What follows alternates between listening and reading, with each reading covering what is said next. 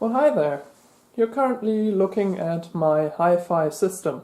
I don't know if you can really call it hi-fi because not all of the components say hi-fi on them, but it's certainly higher quality than most of the audio from my 1950s radios. These are mostly components of my dad's stereo, which he took out because they had some minor flaws, which luckily I was able to rectify. For example, the cassette player wouldn't rewind anymore, and it was just a matter of tightening up the belts.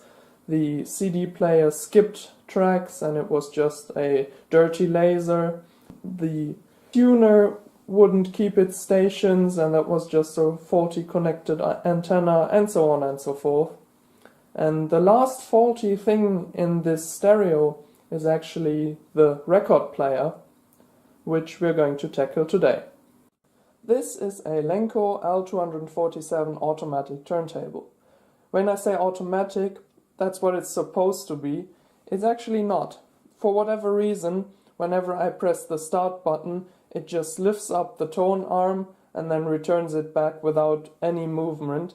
And the same happens when you reach the end of a record. It picks the tone arm up, returns somewhere into the middle of the record, and plays it back again. What it's supposed to do, of course, on the end of each record is to lift up, return in its end position, and thereby automatically shut the system off.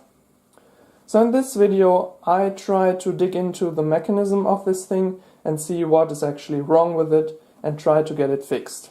The next steps are obvious. Disconnect the record player from the amplifier and remove 4 screws to reveal its innards. Alright, we're underneath the phonograph now, and you can clearly see the big gear here with all the grooves cut into it. And that's what is going to guide the tone arm once it reaches the end of the record, is going to make it retreat back to its home. So I'm right now turning the turntable by hand, and you can see the mechanism engages, and it leads the black arm towards the outside. And at this point it is supposed to have put the tone arm right to the end, but it doesn't do that. For some reason it slips, and now it returns to its home position and switches the mechanism off. So somewhere in here, I suppose there is some kind of maybe a friction drive in here, which is supposed to link this arm to the tone arm up top, and it's possibly slipping some way or another. You know, there might be just a friction cushion in between to prevent damage to the mechanism when, for example, you have the tone arm locked and accidentally switch it on. So I'll need to somehow get into here and see what's going on down in there. Might be easier to access it from the top. Well, I've got the thing upside down right now, and you can see the arm here again. Here's the tone arm bearing, and this is the guiding cam. And this actually pivots in 2 directions. So for one, of course, it pivots to guide the tone arm, and then it pivots up and down to engage or disengage. For example, when you start a record, you only want it to engage on the inward motion so that it guides the tone arm in onto the record. And when you reach the end of a record, you of course want it to guide the tone arm outwards towards the resting position. So by moving or pivoting this up and down, the cam decides whether it's going to rub on the in or outward path. You're currently looking at the black arm doing its movement as it's supposed to track the tone arm, and you can see how it lifts up and reveals a black pin, and that's the rubber cushion which is supposed to create the friction between the tone arm and the guiding arm. So I am now trying to get the black arm out of the way in order to get access to the rubber cushion, which seems to be the root of the problem. And here is the friction pad. As you can see, it is spring loaded and it rides on this surface here, and maybe you can see it, but it's actually corrugated or knurled, or it's rough, it's not smooth, in order to be able to have some friction. However, when I go against this here, there's not that much friction. So we'll see if we can get this removed.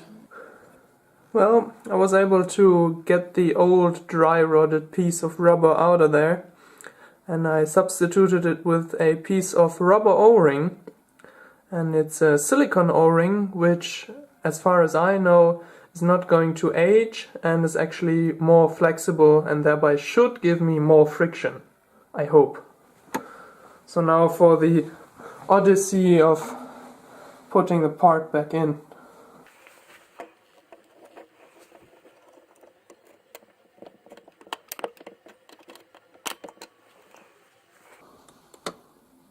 Well, there we go.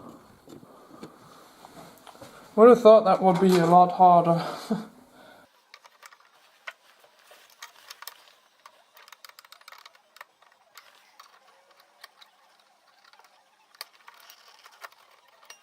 So the assembly is back together again, and I can see that the rubber cushion is actually not hitting right now, which would hinder the tone arm in its movement. So we're going to cross our fingers, turn the thing around and hope for the best.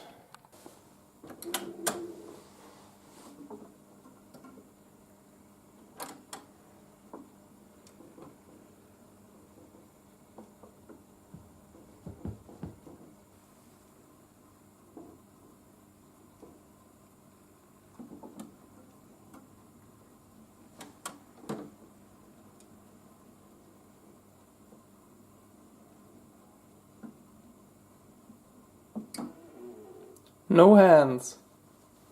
One feature this turntable had that I didn't even know about was that it was able to distinguish between 33 and 45 RPM records.